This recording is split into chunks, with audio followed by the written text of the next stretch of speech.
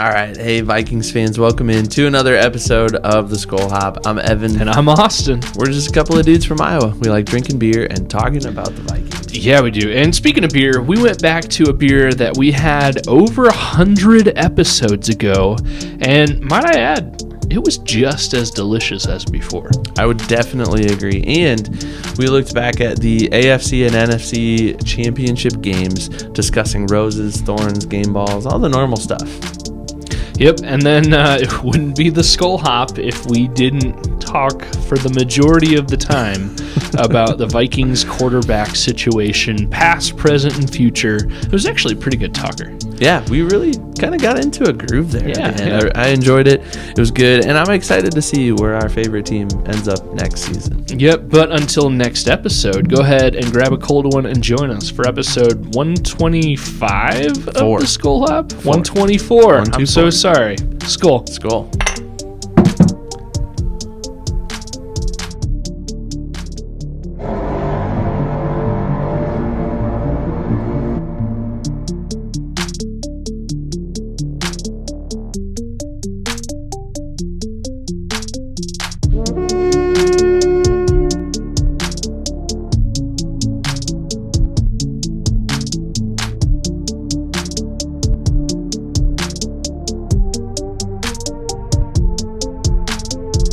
All right, we're going to give just a quick shout out to That's Badass Wood Art. We've got a piece of their wood art right here. It is probably one of their more common pieces. It is the Skol piece with SKOL spelled out. And right in the middle of the O, you got the outline of the state of Minnesota. It's purple and gold. It is pretty awesome if you're a Vikings fan. You've had this hung up in your man cave for a while until you brought it over here when we started promoting That's Badass Wood Art. But yeah, we're fortunate enough to partner with them, and we've actually got our own piece coming here pretty soon. We've been saying it for a while, mostly because we're just really excited about it. Yep. But hopefully in like the next month or two. Yeah, that's kind of the vague timeline we were given, which is okay because it's one dude making these things by hand with his scroll saw. I think that's the name of the tool. But yeah, so it's okay that it's a labor of love. It takes a little bit. So I think if you order one of these pieces, he probably has a stash of those ready to go. But if you get a custom piece, it might take a little bit, and that's okay. And ours is a big custom piece, maybe one of the bigger ones he's done. So anyways, if you're looking to add some awesome wood art to your collection, whether that's sports related or not, go to their website, that's badasswoodart.com, and type in our promo code SKOLHOP, Skol Hop, all one word. That's going to get you 10% off of any and all orders. Yeah, even custom orders too. Yeah, so check them out. We would recommend. I was talking to a friend of the show, Blue, just yesterday, I think, 2 days ago, and he was sending me pictures of his man cave that he's starting to put together. Oh, nice. He's got some cool bar set up, and I was like, hey, if you need some stuff to hang up on the walls, I sent him the website, that's badasswoodart.com, and our promo code. I was like, go check it out. And he immediately, like 2 minutes later, texted back with the name of one of them. I was like, oh, that's awesome. So I don't know. Maybe. Is he going to get the Randy Moss? No, I told him I liked that one. He said he liked one called the Skolger, which is pretty much Harrison Smith running onto the field with a big American flag, which if you know Blue, that kind of tracks with what he would like. But yeah, that's badasswoodart.com. They're really cool. It doesn't even have to be just Viking stuff. There's movies, other sports, everything you want. We really like them, so go at least check them out. And if you like anything, Skol Hop, that promo code, 10% off. So thank you. That's Badass Wood Art. Yeah, I'm trying to find that one. Disgusting Act is the Randy Moss one. Yeah, that's my favorite. And I would definitely get that one. That one's amazing. The Fro. That's a good one, too. Looks Jared like Jared Allen. I don't know if it's officially anything related to the Vikings. There it is, the Skolger. Yeah, that's a cool one. Yep. I like it.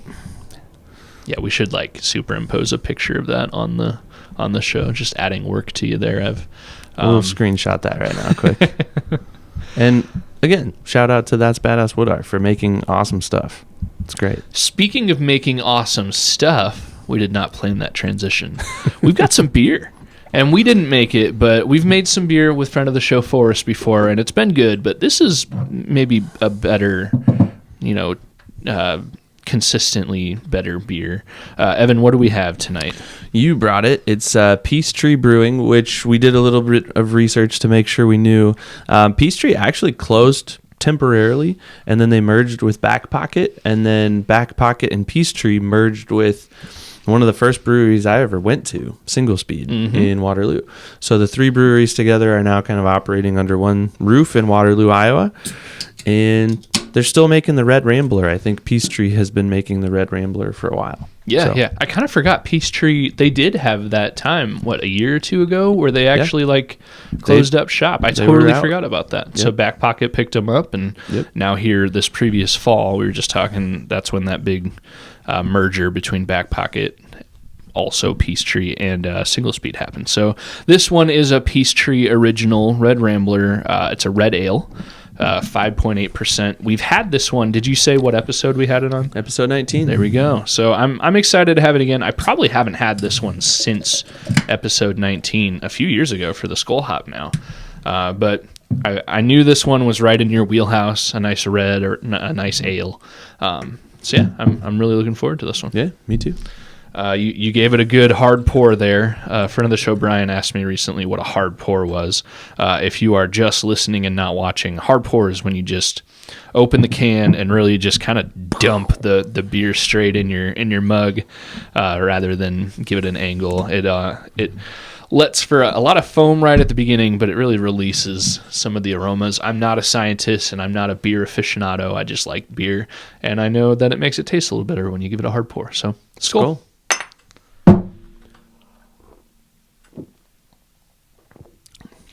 Yeah, it's a good beer.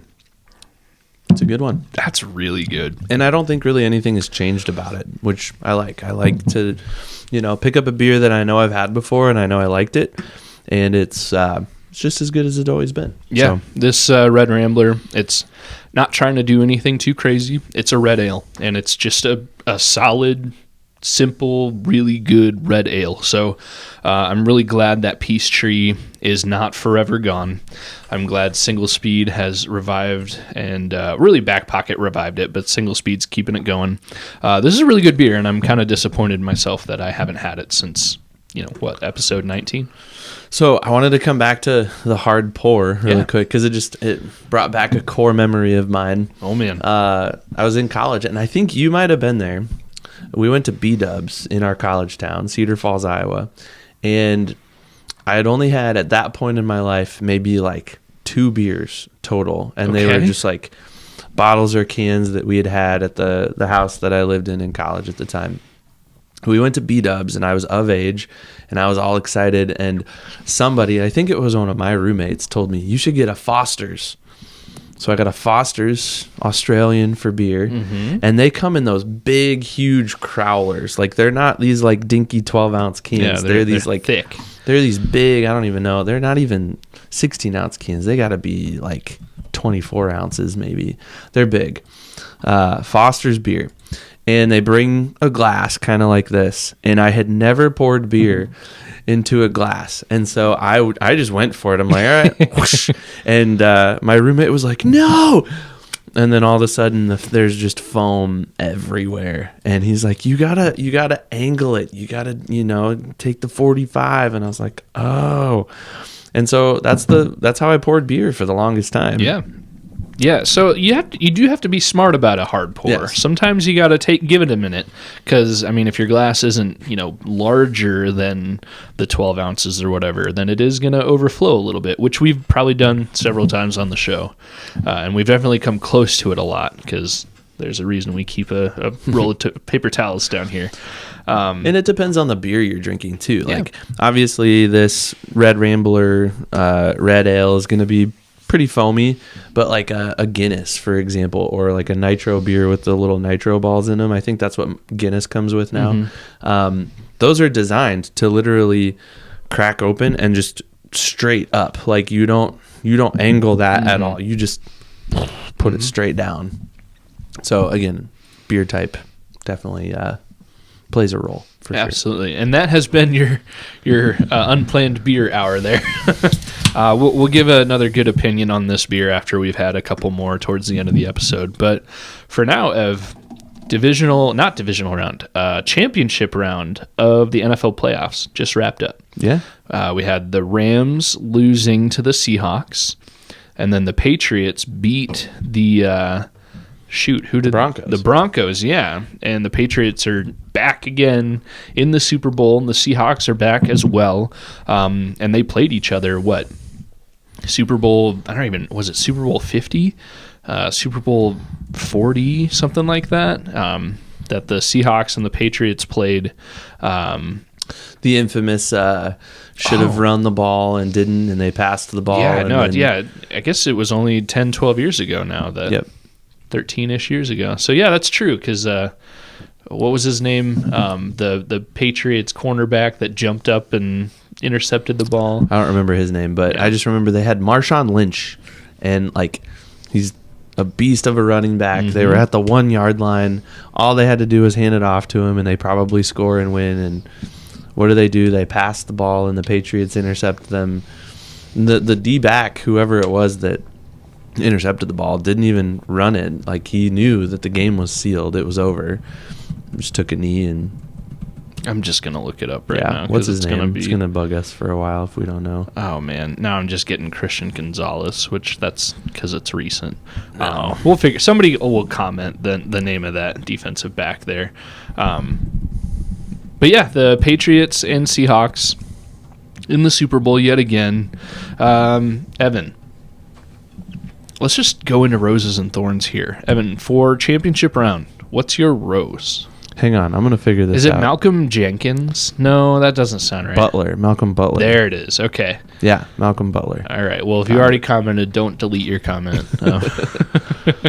But yeah, Evan, roses and thorns for championship round. What was your rose? I think my rose is that Sean Payton didn't make it to the Super Bowl. I was rooting against the Broncos pretty hard.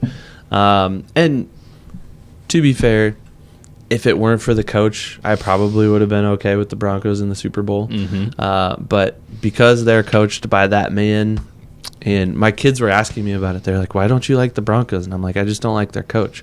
He's got butthole eyes. Did you tell your kids no, that? I didn't tell them that because I don't need them repeating that at school. But, yeah, I just told them, no, that man wasn't very nice to the Vikings, and that's why we don't like him. Mm-hmm. So, although since then, the Vikings have pretty heartbreakingly knocked his Saints teams out of the playoffs a couple of times. It's no Super Bowl, but a little bit of revenge is okay. It's not going to make Bountygate okay, but I still don't like the Saints just for that. But yeah, that is nice. It's another reason to enjoy rooting against Sean Payton because he got so close. I will admit, though, I was kind of getting caught up in the whole underdog story of Jared Stidham. And that was appealing to me, too, for sure. When he threw that first, it was like his second drive of the game. He threw that bomb that I think the receiver got tackled before the end zone, but they ultimately ended up going on and scoring. But it was like a 50-something yard pass, and it just looked perfect. Mm-hmm. I kind of started thinking, man, is Jared Stidham really going to Nick Foles his way all the way to the Super Bowl? And I genuinely think, if not for the weather, the Broncos, if it had been indoors or perfect weather the whole game, the Broncos probably would have pulled it out. But that's one of the great things about sports and football is that, hey, sometimes weather does affect a game, and both teams have to deal with it, so you get what you get. But yeah, my rose is not necessarily anything that happened on the field during championship round, but it's the news that it sure seems like Brian Flores is going to be back for his 4th season as the Vikings defensive coordinator. I think the biggest chance Flores had for a head coaching job this cycle, at least so far, was the Steelers job. They were the only other team than the Vikings who has hired him since he started this lawsuit against the NFL. So it was a team that was proven that they, at least on some level, were okay with Brian Flores and hiring him. And for all we know, we're overblowing that storyline, and maybe no teams care about this lawsuit, or maybe they all hate him for it and they'll never hire him ever again as a head coach. I don't know. But Mike McCarthy, former Packers and Cowboys coach, he's going to be the Steelers coach, which I I wouldn't be excited if I was a Steelers fan, but they can enjoy that all they want. Can I tell you a funny joke that I saw about that? Yes. I'm sure you saw it too. And Maybe. I'll clean up the language a little bit. But hiring Mike McCarthy as the coach and having just parted ways with Mike Tomlin is like crapping your pants and changing your shirt. I have seen that. I thought that was hilarious. Yeah, absolutely. I don't know when McCarthy was like a coordinator, if he was like offense, defense, whatever. But I do know teams typically, like if they fire like a defensive oriented guy, they're going to go the opposite direction. Kind of go the opposite and get an offensive oriented guy. And it's not a tried and true rule, but it's interesting how often that happens. Like if the Vikings they fired Mike Zimmer a few years ago, who was notoriously a famous defensive mind, and then they went for, at the time, one of the highest touted offensive minds that could be hired as a head coach, and Kevin O'Connell. So I know Mike Tomlin, yes, he's been there a couple of decades pretty much, but he was the Vikings defensive coordinator, so a defensive mind. You kind of looked it up. Did you see anything about McCarthy's? McCarthy's an offensive guy. Yep. Okay, makes sense. Wide receivers and quarterbacks mostly before he became a coordinator. Yeah. But as far as other jobs, I don't really know. I guess not every job is filled right now. I think as of recording, the Bills' job is still open. Vegas.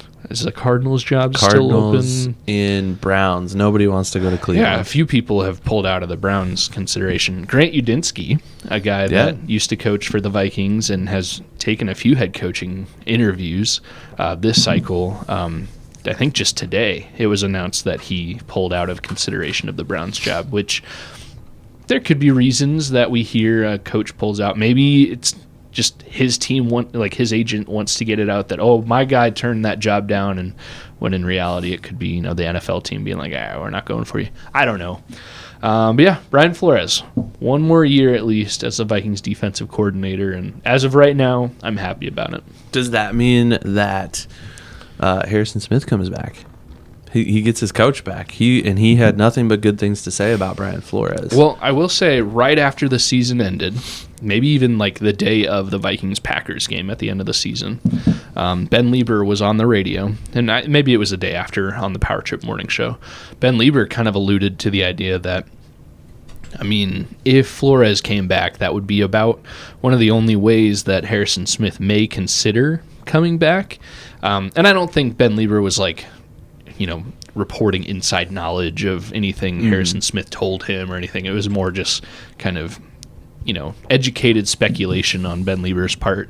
But Lieber also kind of floated the idea that Harry could, kind of halfway retire, kind of start the season, not on the roster, kind of, refreshing his legs. And then if the Vikings ended up, contending or making the playoffs, then you could see Harrison Smith kind of join the team halfway through the season. I don't know, but having Odell Beckham Jr. kind of thing, something like that, yeah. Hang out until it's playoff time. Mm-hmm. Or even something like what Eric Kendricks did with the 49ers this season. He kind of joined them later in the season, couple games left, and then started in the playoffs out of injury and necessity for the team and balled out and would. He had a really good game against the Eagles. But yeah, I think Ben Lieber was kind of speculating that step one for Harrison Smith to even be considered to come back for another year is probably getting Brian Flores back. So it can't hurt. So if you're a fan of the idea of Harrison Smith coming back for a 15th season, 14th, something like that, then Brian Flores coming back probably is a good thing for that to happen. I'm on board with it. I'm all for it. The defense was honestly the best part of our team this last year. So the offense was abysmal, and the defense took a while, and there were some injuries. Blake Cashman was out. They felt that. Van Ginkel was out. They felt that. But once they got these guys back and healthy, that defense was a force to be reckoned with. And I don't think the Vikings go 5-0 to finish the season if that defense is even just, 85% of what it was, you know? Yeah, absolutely. And not to derail it even more, just talking about Harrison Smith, but I mean, the Vikings had a 5-game win streak to end the season. Now, there's some factors in that. The Packers were not trying to win that final game. They didn't really care about winning that game. But Harrison Smith being fully healthy, he definitely flashed a lot more in those last few games for the Vikings defense. And you say people getting healthy, Harrison Smith being healthy is a huge thing for your team. So I like you will also be all for it if Harrison Smith comes back. And even if that's only half the second half of the season, hopefully for a playoff run, that'd be a lot of fun. Anything to make this defense stout like it's been. We'll take it. Yep, especially if there are more, question marks or development pains at the quarterback position or just offense in general for the Vikings. The better your defense is, the less pressure there is on your offense to be elite. I like it. Game balls, Ev, for championship round. I think who gets your game ball? We skipped thorns. Oh man. All right. But that's okay, because we got really into the roses. We did. And it's kind of hard to pick thorns, honestly. But I think I came up with a good one. All right, let's hear it. Sam Darnold making the Super Bowl just kind of resurfaces some old wounds as Vikings fans. Now, that's not to say that I'm mad that Sam Darnold made the Super Bowl. In fact, I'm excited for him, and I'm going to root for him. I hope he wins. I hope he beats the Patriots, because I really don't. No one really needs to see the Patriots win another Super Bowl. Yeah, they've already done it. Come on. But it just, all I've seen since the end of the NFC Championship game yesterday was, well, the Vikings could have had that. The Vikings could have been there. What would have happened if he would have stuck around with the Vikings? Should the Vikings have done that? Was this a huge mistake? And it just brings up all those old wounds of like, man, like it's the like, is it the Batman meme where he's like in his bed holding the picture and crying, and he's like, sorry, that's Wolverine. Yeah. Okay, see, I don't even know. But it's like one of those situations, right? Or it's the like, I think, didn't we have a TikTok that we made where it was from Encanto and he's like putting the picture together, remember me. But that was about the Pastronaut. Was ours TikTok, yeah. But I'm just saying, like, that's what it feels like with Sam Darnold right now for Vikings fans. Like we're a little it's bittersweet. We'll say it that way, right? Sweet, awesome for him. He's a good guy. He won 14 games in purple. Like, amazing, awesome. But bitter in the fact that he didn't do it with our team, and it kind of feels like the Vikings were a stepping stone, a lily pad to get from one place to another. And he's an MVP candidate, maybe the top MVP candidate. You could argue a few other players, but he's definitely in there. He's going to the Super Bowl for sure. And depending on how he plays, I'd say if he plays like he played in the NFC Championship game, he's got a really good shot at being a Super Bowl MVP too. So, he's kind of that zero to hero kind of candidate, coming from, being a backup other places to really finding success with the Vikings and now going to the Super Bowl with another team. Yeah. So it's a thorn, only because it's bittersweet, and it's just hard to watch the guy that we loved watching last year win a bunch of games for our team, now go to the Super Bowl with another team. Yeah. I can't think of a more apt thorn, especially for most recent NFL news as it relates to the Vikings. I think those old wounds and the fact that at least for the next couple of weeks until the Super Bowl, and then especially if Sam Darnold and the Seahawks win the Super Bowl, it's just going to keep this talker going inside of the Vikings fandom, where we're saying, man, I hate the GM and I hate the coach for letting Sam Darnold walk, and maybe we can touch on all that here in a little bit. But that is a pretty big thorn, is that this is going to be a painful thing for Vikings fans and the Viking organization for a little bit. Maybe the theme of the offseason, maybe even already, regardless if Sam Darnold and the Seahawks win. But I can't really think of a better thorn. So now Can we move on to game balls, Ev? Yeah, I think you should start though, because I think your game ball is kind of relevant to what we were just talking about. Yeah. So I mean, yeah, as far as players on the field, throughout these two games, there were a few players that played pretty well, but I think you got to go with the hot hand right now. Sam Darnold. He was 25 of 36 passing, 346 yards and 3 touchdowns, and I think. I might be wrong, but I think all 3 of those touchdowns came in the first half. That might not be right. At least 2 came in the first half. But yeah, the Seahawks played very well. It wasn't a blowout against the Rams, 31-27. The Seahawks blew out the 49ers the week before.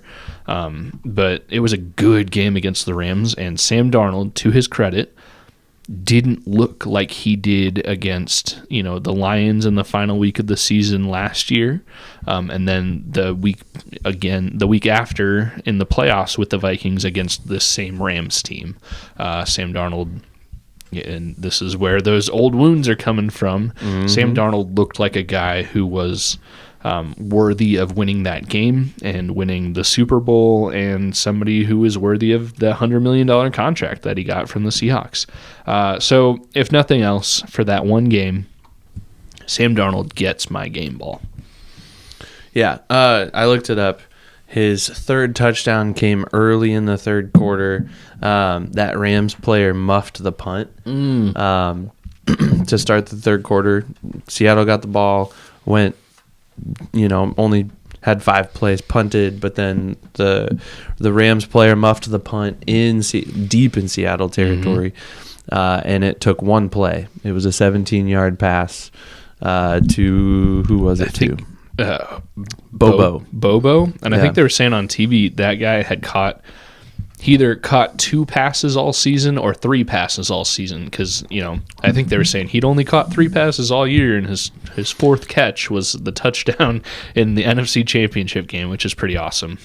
Actually, 2 of his touchdowns came in the third quarter, because he had that Cooper Kupp pass as well. Yeah. So I was way off on the whole 3 in the first half. It's all good, but that Cooper Kupp touchdown was kind of special too, because Kupp obviously played and won a Super Bowl with the LA Rams. Mm-hmm. I don't know. Did you see the post game Matthew Stafford trying to navigate his way through to try to find Cooper Kupp? No, I didn't see that.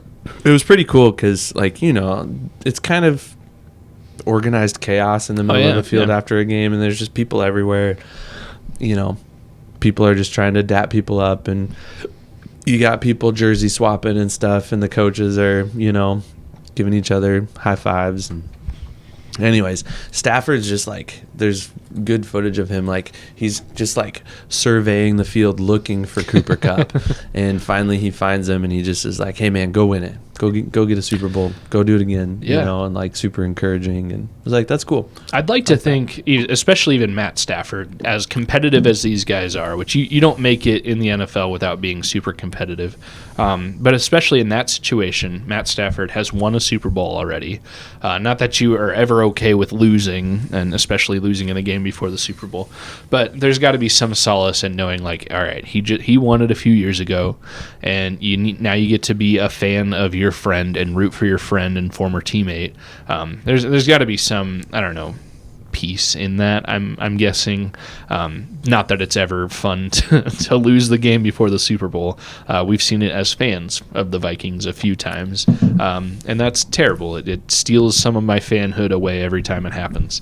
But yeah, I think Sam Darnold, Seahawks, Cooper Kupp, that whole team, I think they're going to end up doing it.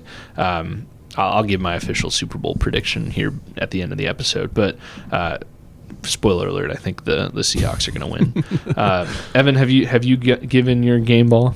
No, but I will, and my game ball is going to go to another player with Seattle, and that is Jackson Smith-Njigba. Now, you could look at the stat sheet and say, well, Puka Nacua had more yards on fewer catches, and maybe arguably played a better game. Shoot, you could say Devontae Adams played a good game too. Mm-hmm. If you're just looking at wide receivers. But you get down to the end of the day, and who won the game? Devontae Adams and Puka Nacua didn't win. Jackson Smith and Jigba did. And I think you could make a case. I don't think he's going to win the NFL MVP, but I think Jackson Smith and Jigba is what we've seen Justin Jefferson to be. I was just thinking that. With the Vikings. I mean, he was that valuable to this team. I mean, it was like 2021, 2022 Justin Jefferson is what we saw out of JSN this year. Importantly, Justin Jefferson won Offensive Player of the Year in 2022. And Smith and Jigba had similar numbers to what Jefferson had that year. So he should be an award winner of something here in the offseason. And I know this is a game ball for one game, but he caught a touchdown. He had 10 catches, 153 yards on 12 targets. Again, Puka had fewer catches for more yards and a touchdown, was targeted more, but he didn't walk away with the win. And I think that just says a lot about this Seattle team. I think we're on the same side when it comes to our Super Bowl prediction. We'll get there in a little bit. We've already spoiled that a little bit. But the other thing I would like to point out with Jackson Smith and Jigba, it's a little selfish, but the man helps me win our fantasy league this year. He was definitely the MVP of my fantasy team, scored me a lot of points, got me to the championship game, and helped me win the championship game. So he gets my game ball for more reasons than one. A well-earned game ball. I've seen some podcasts and some like fan shows have like even made up a bunch of little trophies, and they'll have like their best Viking of the week and like physically ship it to the Vikings and be like, hey, Justin Jefferson was the Skol Hop's best Viking of the week. We should explore that. That'd be kind of cool, because I've seen like these players every once in a while, depending on what it is, they'll be doing like a locker room interview, and you can see behind them they've got that little like teeny little $2 trophy that was sent to them by some no-name podcast like the Skol Hop, but maybe that'd be fun. We give a game ball and then we ship it out, that'd be funny. I'd be all for it. Maybe it won't happen, maybe it will. We'll see. We'll talk to our sponsors and see what they're willing to chip in. If by the way, just really quick, if you're looking to sponsor a show here, we are definitely open to more sponsorship opportunities, so let us know. theskolhop@gmail.com. We may be able to talk about stuff. You can put your logo anywhere in here. We're just saying. Whoa, that's anywhere. Jeez. We'll talk, but all right. I mean, prior approval, of course. I don't know about anywhere. We'll slap it right on that big old bald head of yours. All right, Ev. So it was a good championship round. It all led to a Super Bowl, which will feature the Patriots and the Seahawks. I know on our outline we have it to talk about at the end. Let's just talk about it now. We got all next week. There's not really going to be any football, live football to talk about, because they don't do the Pro Bowl then, do they? And even then, it's not a full game. We could just give a quick couple minutes on the Super Bowl. Couple things for me. There's a lot of former Vikings in the Super Bowl. Obviously, Sam Darnold.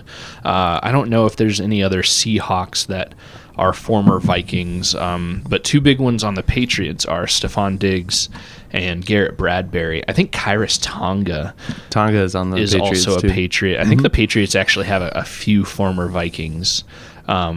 But the biggies are Garrett Bradbury, who was the starting center for the Vikings last season, and we were all pretty okay with him moving on. But maybe that was more of a coaching thing. That was really the issue, because I saw something today. Garrett Bradbury hasn't allowed a sack or a hurry. I think is definitely no sacks and probably no hurries or pressures since he left the Vikings, which is insane.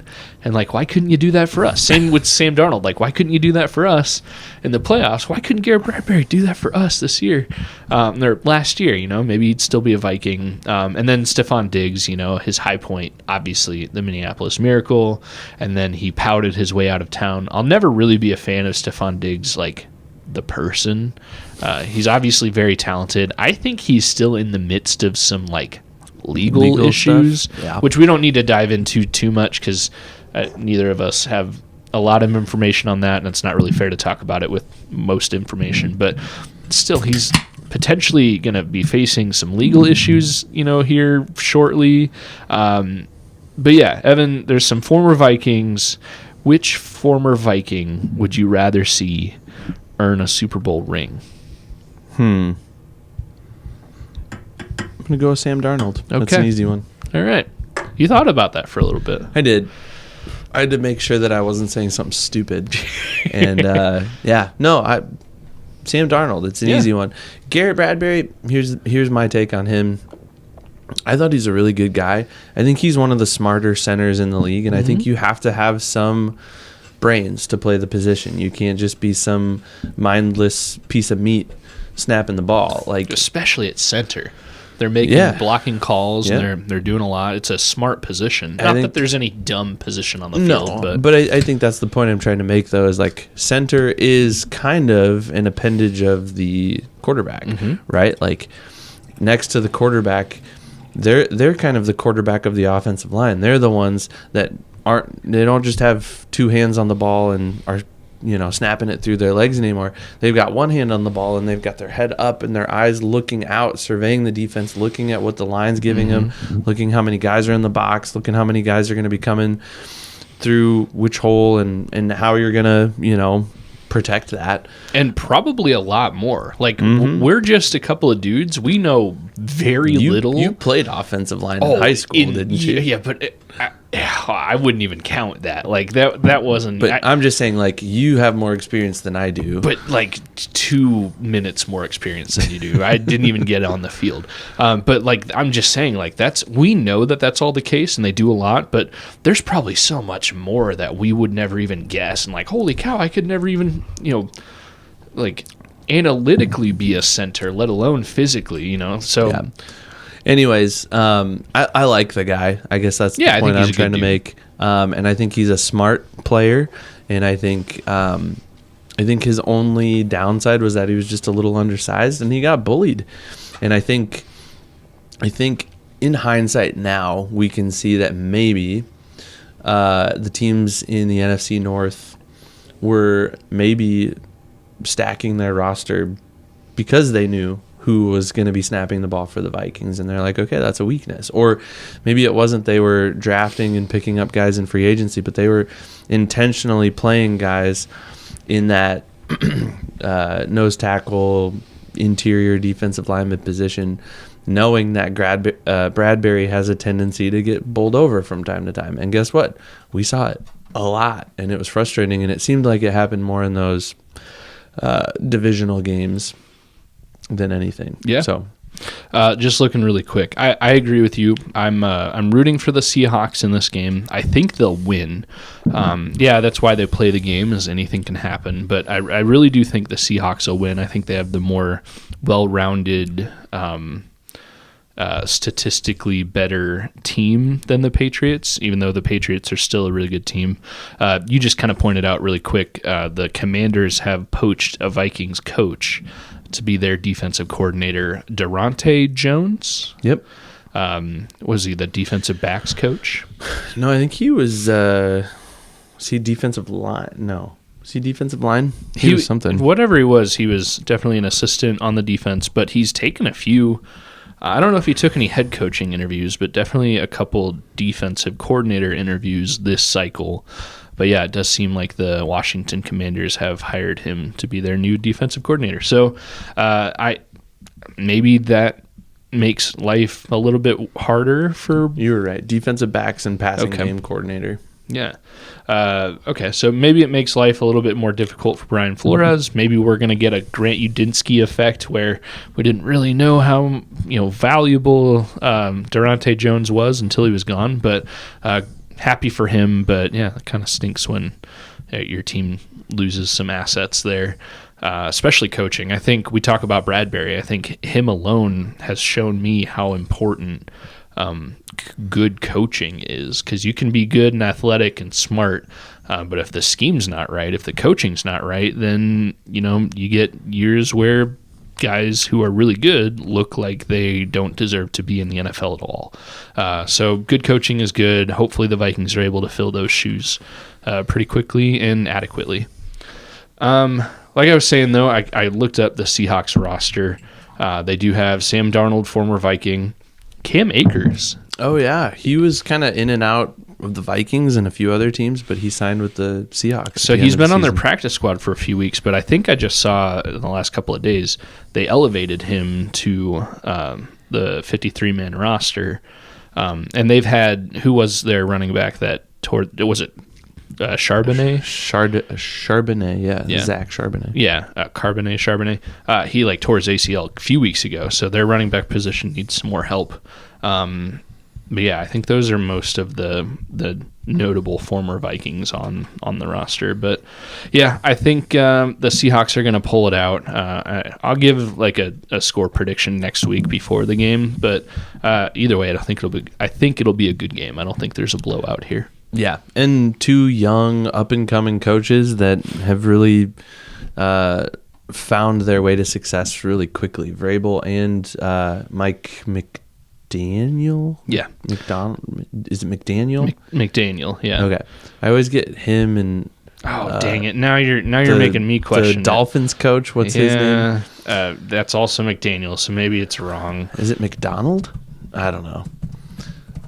What's his name? Mike McDonald. You're okay. So right. I was maybe right to second guess myself. Yep. Anyways, Mike McDonald, the interesting thing about him is he's quiet. I don't think he's a super out there leader in terms of the media and just the public eye. But no, all that to say, Vrabel and McDonald, young coaches who have found a way to flip their teams quickly, and now here they are going to compete for a Super Bowl. I think both of them are in year 2. Is that correct? Potentially. I know Vrabel's year 2 because they were... Well, Vrabel, this is his first year as the Patriots head coach. He was the Titans coach for a few years. You're right. But this might be McDonald's second year. Yeah, I believe you're right. Yeah, because Pete Carroll was there for a long time. Yep. But both franchises have flourished under their current head coaches. Vrabel may end up winning Coach of the Year. I don't really know who else could do it after taking over. I think the Patriots won 4 games last year. Yeah, I think so. And now they're in the Super Bowl. What was his name? Gerard Mayo was their head coach last year. He was a one and done. And I think Robert Kraft has said that was one of the most expensive decisions he ever made, was firing Gerard Mayo.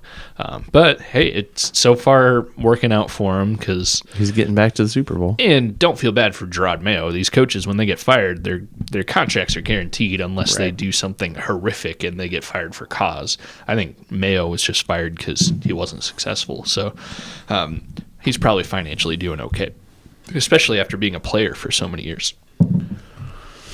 Well, we'll talk more, I'm sure, about the Super Bowl, and I wouldn't be surprised if some major storyline develops between now and next Monday when we record, which will still be a week from the big game, so we'll have plenty of time to talk about anything Super Bowl related. But for now, Patriots, Seahawks, they're going to play in San Francisco. Should be a good game. I'll watch it. Everybody will watch it, but more to come on that.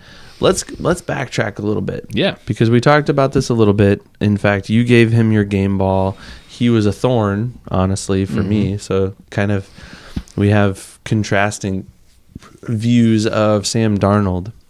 But it's more than just Sam Darnold. The Vikings find themselves in this quagmire, in this really between a rock and a hard place of a quarterback situation. Hold on. I just can't get past this. What an excellent English teacher flex there. I don't even know if you used the word right, but you just dropped the word quagmire. And no, we're not even talking about Family Guy right now. That was impressive. That's a Family Guy reference? I don't watch Family Guy. Quagmire is a Family Guy character, and he's a really such a sleazy, creepy dude that's always Quagmire in Family Guy has done some horrific things probably, and you just need to So learn yourself about. the definition is an awkward, complex, or hazardous situation. Yeah, and I think you used it right there, Ev. So I just derailed us for a minute. I don't want one word that was used correctly that you don't hear all the time to derail us too much. So keep going. We're in a quagmire of a situation, right? It's complex, possibly hazardous. We laugh, but Yeah. I mean, this is the plight of Vikings fans, right? Like, you have to laugh about stuff like this, otherwise it's just sad. Because here we are yet again. How many years have we been doing this show now? This is our third full football season of the Skol Hop that we've gone from beginning of the season to the end. We've completed 3 seasons, and all we've really talked about for 124 episodes now is the Vikings quarterback. Yep. It was Kirk Cousins, and then he got hurt, and then it was who's going to replace him, and it was a couple of guys for a while, and then it was, well, Kirk's leaving, what's going to happen? And then he left, and then they brought in a bunch of guys, and I'm not going to rehash all of that, because you can go back. Snip, snap, snip, snap. Check out our TikToks. Yep, listener, go back and listen to all of our previous episodes if you want to hear any of that. But where we are now is just as complex, just as it's that question mark text that you send to your friend where you're like, I don't know what you're doing. That's what I would send to the Vikings right now if I could text them. I would just send them a whole line of question marks, like, what's going on? What are we doing? Because J.J. McCarthy didn't seem to show a whole lot this season. Our 14-win quarterback from 2 seasons ago is going to the Super Bowl. Which, after winning 14 games again with another team. It's like I said, it's bittersweet. It's hard to swallow. So here's my burning question for the day. That was quite the build-up, and maybe a little bit dramatic, maybe a little bit hyperbolic. That's all right. We're a podcast. We're just trying to generate some traffic here. But here's my burning question. Did the Vikings make a mistake? And I want you to answer this honestly. Did the Vikings make a mistake in letting Sam Darnold go? Okay. You know me. You know I'm classic for being asked basically a yes or no question. And giving non-answers? And then I'll talk for 5 minutes and basically maybe yes, maybe no. That's usually what I do. So I'm going to flip the script. I'm still going to talk for 5 minutes. Okay. But I'm going to answer the yes or no question right now. Let me sit back and drink my beer. Did the Vikings make a mistake in letting Sam Darnold go? Yes. Yes, they did. But let me lay things out. Not necessarily for you, Evan, but for the listeners, for everybody. Just give a 10,000-foot view of this whole situation, quarterback plan, since Kirk Cousins tore his Achilles. Let's go all the way back. 2023? Mm-hmm. Yeah, that was our first season as a Skol Hop. Kirk Cousins started off slow, started playing well, tore his Achilles. Kirk Cousins tears his Achilles, and it's this question of all right, did the Vikings? His contract was up after that season, so he may never play for the Vikings again. Turns out the Vikings opted not to offer him a multi-year contract. Then they set in motion this plan where they were going to take their high first-round draft pick. At the time, it was number 11. And 23, I think they got from the Texans. And I think their plan was to leverage those picks and, at least in the first round of that year, 2024, come away with a first-round quarterback. There were a handful. There ended up being 6 guys drafted in the first round that year. All of them have shown flashes of being good / great. That was one of the better quarterback drafts so far in recent history. Mm-hmm. So their plan, once they let Kirk Cousins walk, was take their first-round pick, whatever their highest one ended up being after trades or whatever, take that, draft a quarterback, and tie that quarterback to Kwesi and KOC's future as Vikings coach, executive, whatever you want to call it. As a part of that plan, they also decided, hey, we need a bridge quarterback. We need somebody who can hold the reins if, this rookie that we draft in the first round is not ready by week 1. So they went out and they got Sam Darnold, who was a backup out of the 49ers. after one season in San Francisco.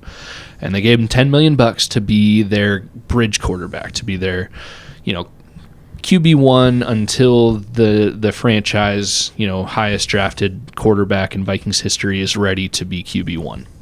So the plan was, let Sam Darnold hold that starter spot until who they ended up drafting was J.J. McCarthy, until he was ready to take the reins, whether that was an open competition in camp or OTAs or some point in the season if Sam Darnold threw too many interceptions, whatever. The plan was Sam with JJ as QB2 and then JJ taking over whenever he was ready.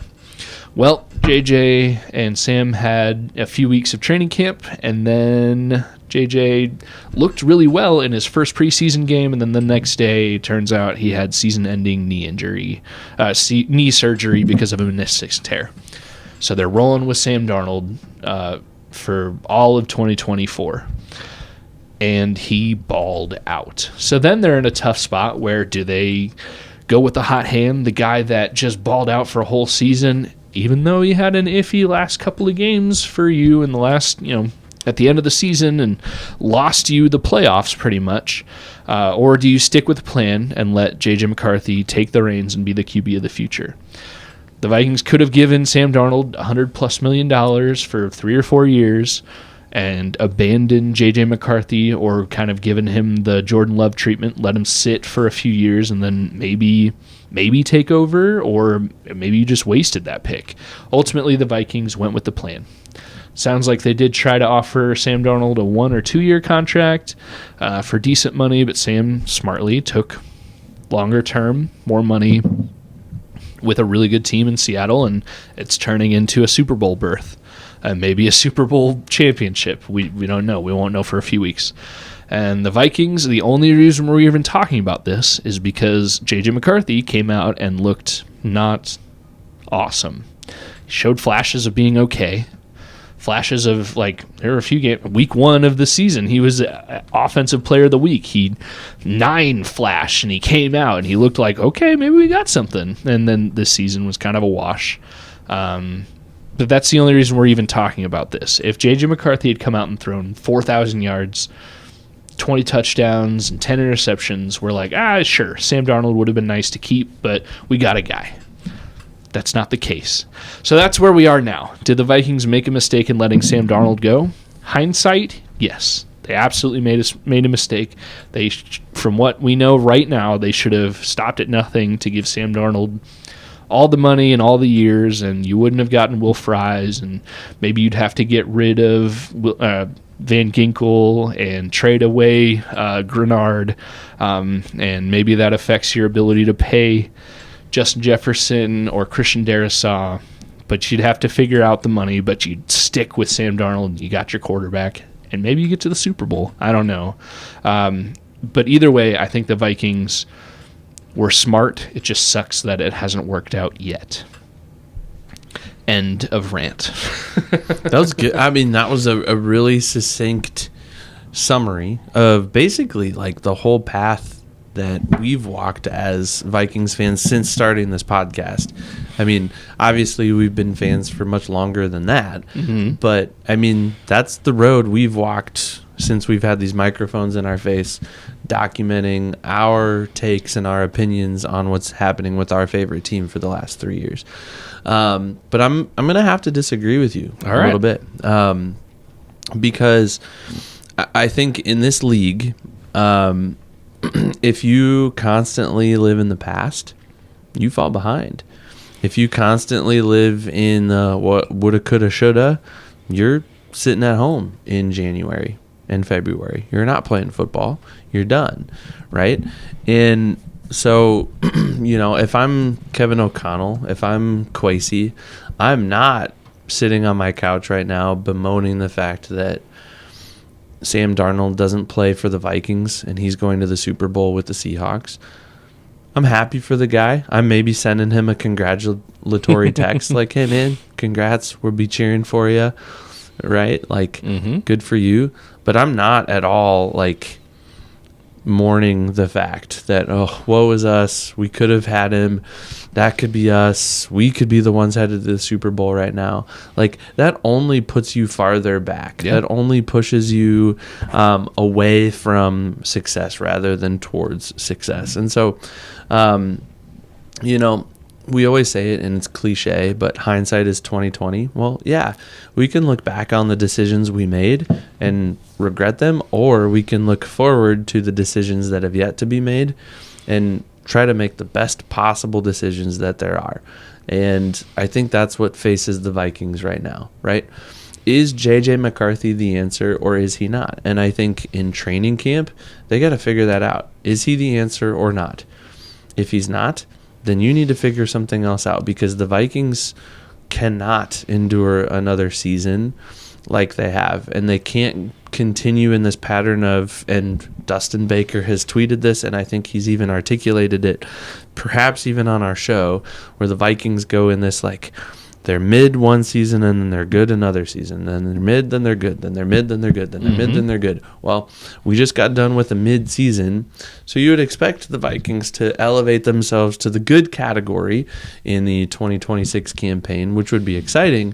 But I want the Vikings to be good for a few years, several years. I want the Vikings to go on a, like, Kansas City Chiefs type of run, or even like an Eagles or a 49ers, or like name any team that has had sustained success with some of these really, really good coaches in Shanahan and Sirianni and fill in the blank, right? Like, there have been some good teams that have had a lot of success. I don't know. I put this question in here because I put this question in. Did the Vikings make the mistake, right? Should they have let go of Sam Darnold? Well, we can sit here and we can wallow in that all we want. And, woe is us. We should have kept him. We should have paid whatever he wanted, right? King's ransom. He can stay, and we'll Christian Darrisaw, he can go. Like, we'll find another left tackle. It's fine. And right, like, fill in the blank. Yeah, let's keep this guy. And no, we could sit here all day and talk in that cycle, and I think that's a waste of time. What can we do moving forward? Where are we now?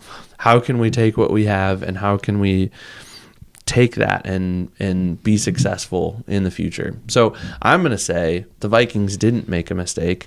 I'm going to quote Moneyball, which I know you love it when I do. I hate that movie so much. I know you love it. I hate it because you like it so much. I would have forgotten about that. I watched it once, 10 years ago? I would have forgotten it existed, but you just keep bringing up this darn movie. It's so good. You can like it. That's fine. I don't hate you for liking it. There's a good moment, and it's relevant to this conversation. All right, lay it on me. At the beginning, or towards the beginning of the movie, Billy Beane goes to Cleveland to talk with the Cleveland owner about trading for some players and whatever, and that's where Peter Brand is, and Peter Brand is like talking to guys when Billy Beane and the Cleveland manager are bartering, and he's telling the guys, like, no, we're not going to do that. So Billy Beane seeks Peter Brand out in the office later, and he's like, whose nephew are you? Why does Mark listen to you? And blah blah blah.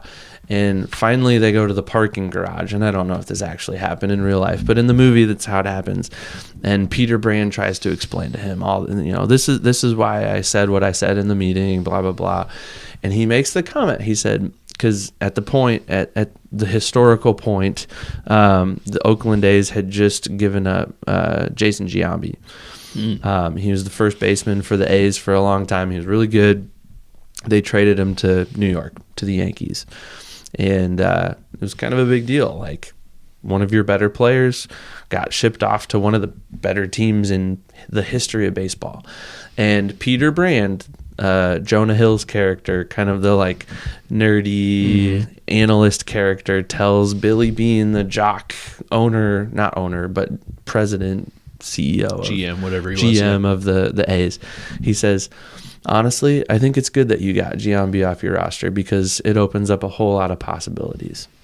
And I think that sentiment applies, right? Honestly, I think it's good that we got an expensive guy like Sam Darnold off the payroll, because it opens up a whole lot of possibilities. It opened up the possibility of revamping the offensive line. Now, that turned out to be a dud, and it sucked. Not really, because, I mean, yeah, Ryan Kelly,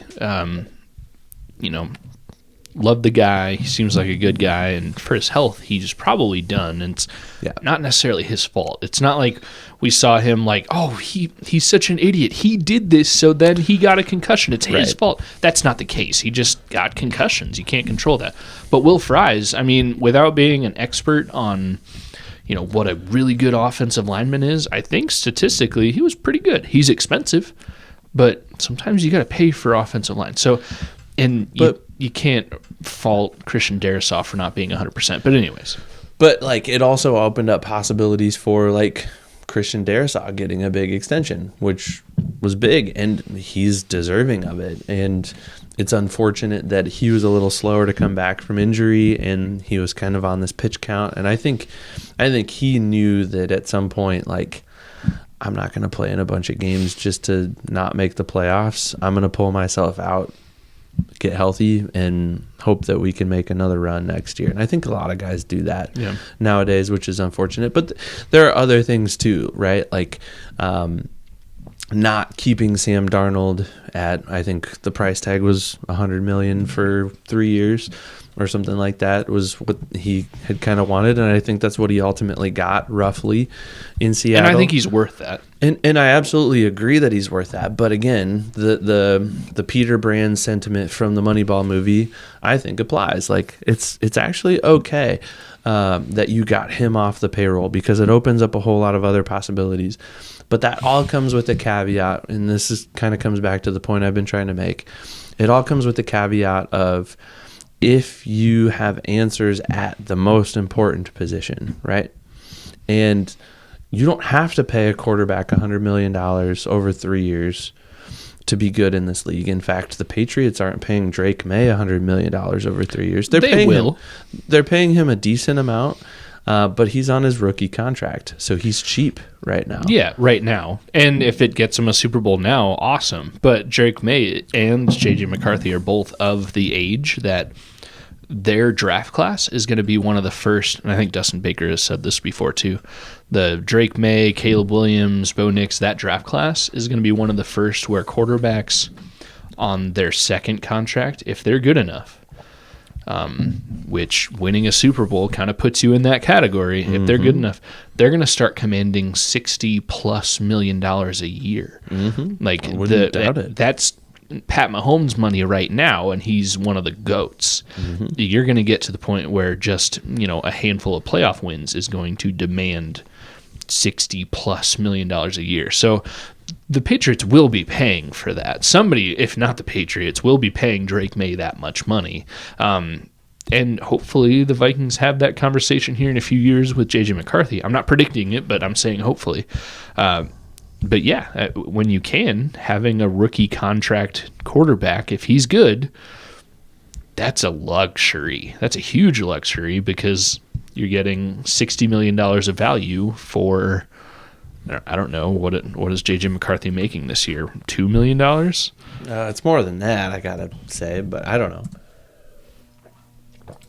But he's definitely $5 million about. He's a bargain quarterback at this point, but he's bargain quality, I would say, right? He's Dollar Tree quality at the quarterback position. He was bottom of the league in most statistical categories. At one point, we were calling for his head at one point in the season. Get him out of here. He's terrible. He threw 3 or 4 picks in a game and had a 38 QBR or something like that. I think the stat was out there, and it happened again to another quarterback this season, but he could have kneeled the ball on every play and finished with a better QBR than he actually did. So we experienced some really low lows with J.J. McCarthy this year, and that's what's concerning about him, right? Is he only ever had 2 picks in a game at a given time, but he did that a lot.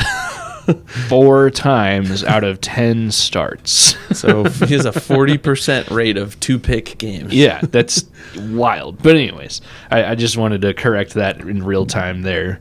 3 or 4 is way different than 2, and 2 is not good. So. Well, yeah. Anyways, I'm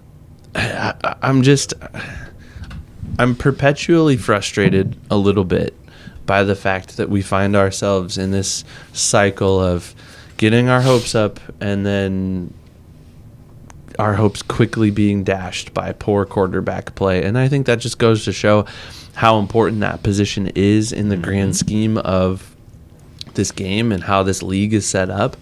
And I think that applies all the more pressure to your GM and your coach to get the right guy on the field, under center, reading the defense, calling the plays, and ultimately making the plays. And I'm longing for some consistency in that position. I want to see the Vikings have the Patrick Mahomes or the Brock Purdy or the Joe Burrow without all the injuries. Like, I want to see the Vikings just have the guy and know that the guy is there.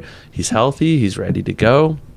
Yeah, there are going to be some hiccups along the way. There are going to maybe be like 1 or 2 bad games along the way. But for the most part, we've got a dang good quarterback, and he knows how to sling it, knows how to hand the ball off when he needs to, and he's a game manager. He checks all the boxes. He's the Vikings quarterback. I long for those days. And I think for the most part, you just described the ceiling of J.J. McCarthy. You said it that you just said it a few minutes ago. We probably said on the show, sit McCarthy, he's done, he's cooked, he's terrible, let's get somebody else, trade him away, cut him, whatever. Like, we probably said stuff like that, and we probably meant it at the time. But now that the season's over, and now that I've had some time to reflect and look a little bit more on the highlights and stuff like that, and really think about it overall as a season, as a whole big picture rather than in the moment, I think J.J. McCarthy has shown flashes. He has shown parts of games or even whole games where he's been decent. And there's been a few times he's shown, holy cow, that was a freaking incredible throw. I'm thinking of, I think it was the first game he played against the Lions. Well, the only game, because he didn't play the second game. But one of the throws he had against the Lions, I think Tom Brady was the TV announcer. He made a throw that required Justin Jefferson to kind of come back to the ball, but it was all planned. It wasn't a fluke thing. And when he made that throw, even Tom Brady was like, whoa, like, I can't even believe that was a freaking incredible throw. And JJ probably had a handful of those times where it's like, my freaking goodness, how did he make that throw? He had a couple of those in the Green Bay game at the end of the season before he decided to pull himself out for the rest of the game, which I'll never be okay with, but whatever. I genuinely think, January 26, 2026, my opinion is J.J. McCarthy can be something great. He has shown enough flashes for me to say I'm okay with them rolling with him as QB1 into 2026. Do I want the Vikings to have a good insurance quarterback, not named Carson Wentz, that they sign 4 days before the season starts? Yes, I want them to have a guy that maybe I would prefer a legitimate competition at quarterback in training camp all throughout the offseason. And maybe that's Mac Jones. Maybe that's somebody else. I don't know all the big names. If they get Joe Burrow or Lamar Jackson, like, that's not a competition. It's those guys. But I think JJ can do it, and I am still rooting for a full-on, fair, open competition for QB1. And I think a fully healthy, with the right offensive line and the right tools and the more maturity, J.J. McCarthy, he is capable of winning the QB competition and being good. This season, though, will be very telling. 2026, regardless of who's injured or, what wide receiver tipped what pass so that it became an interception. This season it's got to be a cutthroat season for Kwesi and for Kevin O'Connell, more so for me, for Kwesi, because if J.J. McCarthy turns out to show you this coming season, that, he's just not it, there's not even flashes of being good, Kevin O'Connell might be gone. I mean, we saw Sean McDermott get fired after winning a playoff game. That's true. We saw John Harbaugh get fired. We saw Mike Tomlin. He didn't get fired, but he walked away, and usually you don't just leave a job that only 32 people in the world can have because you're tired, I think this season will be huge for the Vikings. This offseason is going to be a lot of fun. There's going to be additions, maybe more surprising subtractions, who knows? But I think either way, this quarterback position is step one. It'll be fun. All right, I want to do something real quick, and then I think we should wrap this up. Let's do it. I want you to just answer yes or no. That's all I want you to do. All but you can't do... I promise, yes or no. You cannot do the typical Austin beat around the bush. This is quick hitting. This is just like rapid fire because we're running out of time here. All right, I promise. I'm gonna fall asleep. I'm tired. But I want to know your honest thoughts. Hold on. You just said yes or no, and then honest thoughts. Those are two different things, Ev. Yeah, honest thoughts in yes or no form. Okay, all right, I got it. But right now, and I mean, with the caveat of your answers can change later. It's our podcast. We can do whatever we want. Right now, January 26th, 2026. You're hyping this up way too much. All right, you ready? The Vikings will have a winning record in the coming football season. Yes. Okay. J.J. McCarthy will be the starting quarterback in more games than any other quarterback in the 2026 campaign. Yes. Okay. Hold on. Can we caveat injury for that? We could. Because I want to know, will he quarterback more games than anybody else? Yes or no? Yes, but there's the possibility that he looks like an MVP through 6 weeks and then tears his ACL. That's why I'm saying. I mean, I'm not going to sit here a year from now and say, "Oh, you said," and then he tore his other ACL, and I'm not going to hold you to that. I'm saying yes. Okay. Barring injury, yes. Justin Jefferson has a career year in 2026. Ooh. Can I ask a question? Yeah. What do you define as career year for Justin Jefferson? Equivalent to or better than 2022. I mean, that was... He won Offensive Player of the Year that year. I know. Yes or no? No. Ooh, okay. All right. That's fair. Aaron Jones returns and is the leading rusher for the Vikings. Those are two different questions. Can I separate them? Yeah, you can. Yes, he returns. No, he's not the leading rusher. Okay. All right, let's flip sides of the ball really quick. Blake Cashman leads the team in tackles. Yes. Okay. That's an easy one. You could have just said Blake Cashman, and I would have said yes. The defense outperforms the offense in 2026. No. Okay. Harrison Smith returns in 2026. Okay. Unfortunately, and it breaks my heart, but no, I think he's probably done. Final question. The Vikings win more than one playoff game next season. No. Okay. Honest thoughts from a Vikings fan. And that's not doom and gloom. That's not, I love this team, but man, they suck. Everything's going to be terrible. Yep. Maybe if you had said the Vikings win a playoff game, I'd probably say yes. But I said more than one, which indicates they win at least two. No. I think there's a real chance 400 days from now, we are talking about a different head coach for the Minnesota Vikings. I don't want that. I'm not necessarily predicting that, but I think... Do you think this can be a little... You can answer in more than yes or no.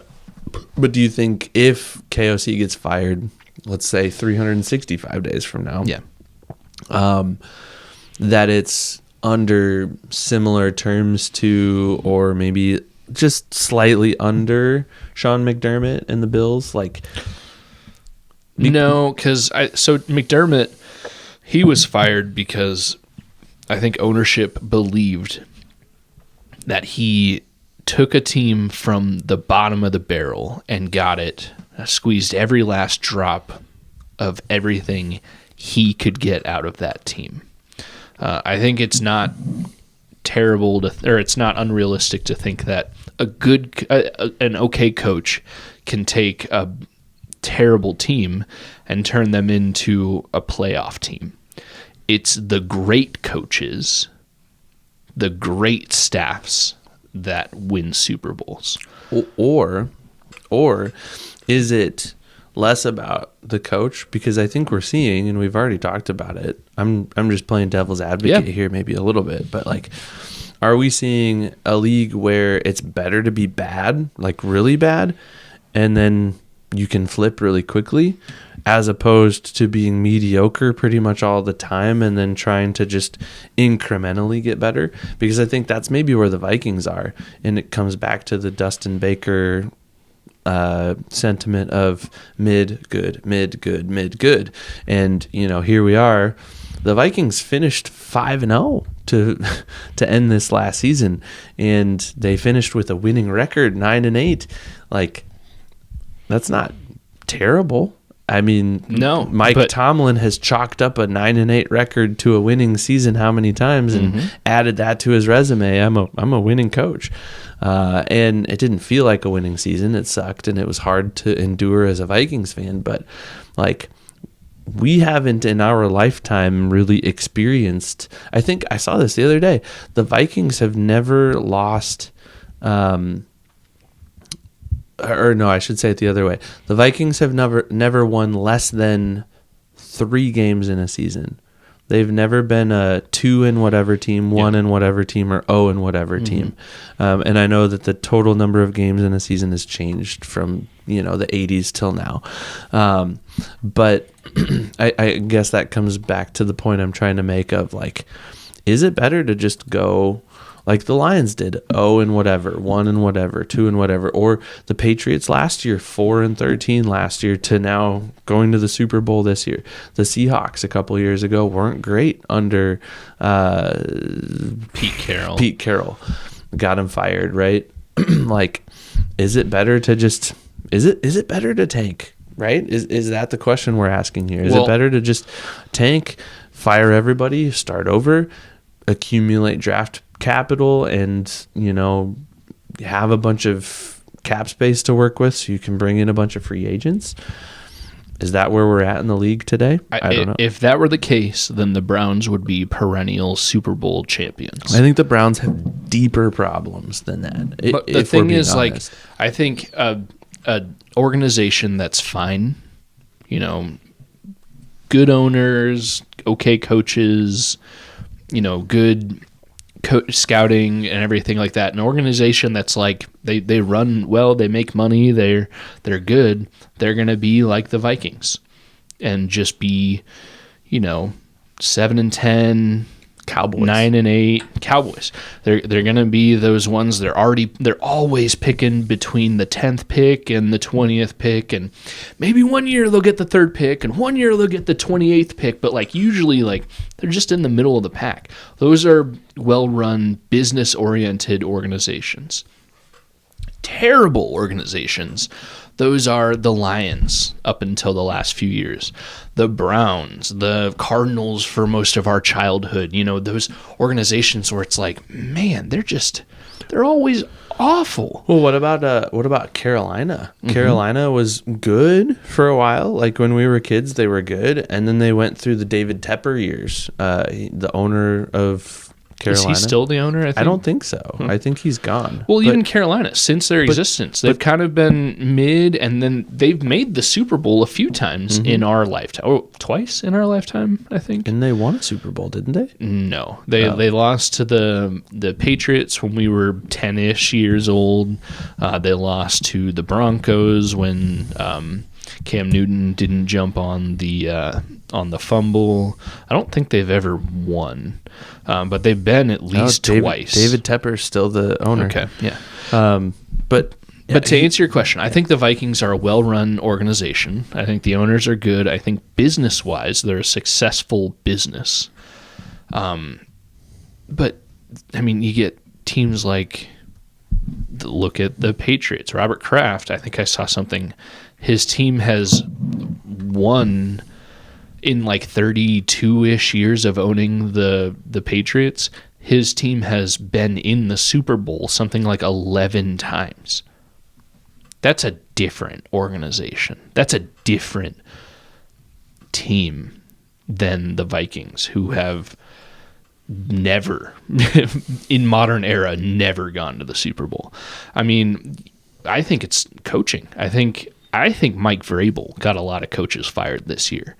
Owners were sitting there looking at the Patriots, who have been kind of dysfunctional since Tom Brady left. They already shipped out Bill Belichick. Yeah, they fired him. Yeah, it was like we love this guy and we'll give him a retirement ceremony, but they fired him.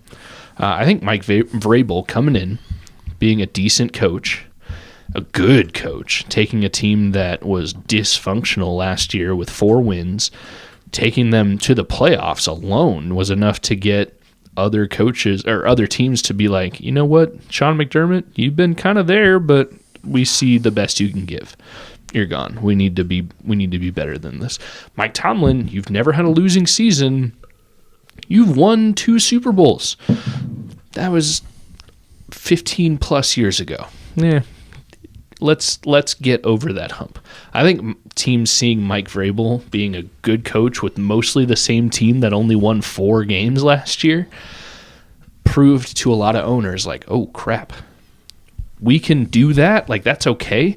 The beautiful part of the NFL is the salary cap, and every team should be, competitive every year because they should be allowed to pay the same amount. Hang on. Haven't you said that the cap is a myth? The cap is a myth, but it still comes back to bite you. I think the Saints have been paying for their poor management of Drew Brees' contract for the last, 5 years since Drew Brees retired.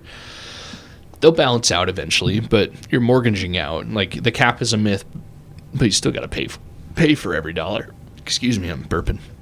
But I think that this year has proven, with the firing of some big-name coaches, that having a winning record isn't good enough for owners that truly care about championships.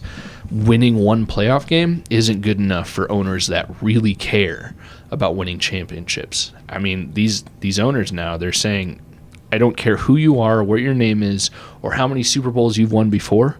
If you're not doing it now, you need to go so I can pay and compete with my buddies over here who are winning Super Bowls in my face. Well, it kind of seems too like maybe you're saying that it's not even just a coaching or a GM problem in Minnesota. Maybe it's an ownership problem. Maybe the Wilfs are the problem, and maybe they're too patient, Yeah, but everything we've heard is, hey, they do pony up whenever there's a Kirk Cousins coming to town and we need to pay him $80-something million guaranteed. The Wilfs seem to just say, okay, I trust you, Rick Spielman. This is what's going to get us to the Super Bowl. Okay, we'll pay for it. And you've got to think too, like, the ownership can and probably does not just approve and sign off on, they're writing the checks, whatever with salary cap stuff, but they can probably also say, like, okay, you like when Kirk came to town, right? Like, they wined and dined that guy. Like, he was, to spend, let's just go ridiculous and say on that night that or the few days that they brought him in to wine and dine him, let's just pretend they spent $10,000 on meals and meetings and everything else. Change to guys like these, but I mean, somebody's got to write those checks, and I don't think Kevin O'Connell, Brian Flores, even Kwesi Adofo-Mensah are going to go out of their way and pay out of their own pocket for stuff like that. That's going to fall on ownership. So to some extent, they can pay for stuff outside of the cap that draw people to the organization. But I think you might be onto something. I think that could be something that we'd discuss really at length over the course of this offseason and into next season. What is the role of the head coach? And is the head coach maybe the ultimate position in football, in pro football? Is the quarterback position just kind of this penultimate step? Like, yeah, he's important and he's dictating a lot of what happens on the field, but it all falls under the head coach and how the head coach leads the team and their game management and their play calling strategy and anything else that way. You might be onto something. I think if you're looking at the season as a whole, the GM is infinitely important because they're making the roster decisions. If you're looking at individual games, the head coach is the most important person.